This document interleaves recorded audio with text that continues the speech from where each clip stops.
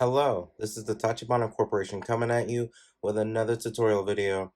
And today we are going to be showing you guys how to factory reset your Apple iDevices. We are doing this on an iPad, but it works the same for an iPhone or an iPod Touch.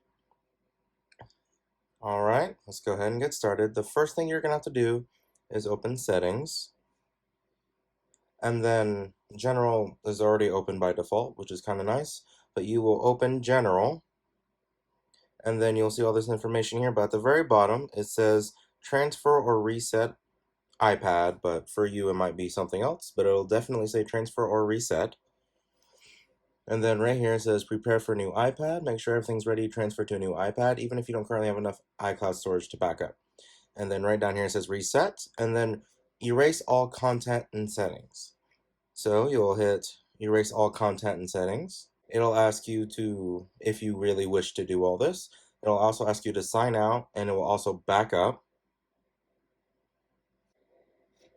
As you can see, even though I did a backup recently, it will go ahead and do a backup, but you are able to skip it if you did it really recently, but just to be safe, I always go ahead and go through with the backup. This time it only took about a minute, but sometimes it can take up to an hour, depending on how much data you're backing up and how long it's been since your last backup.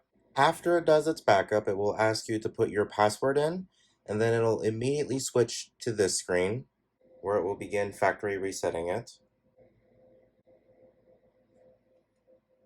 Alright, when it's done being factory reset, you will come to this screen right here.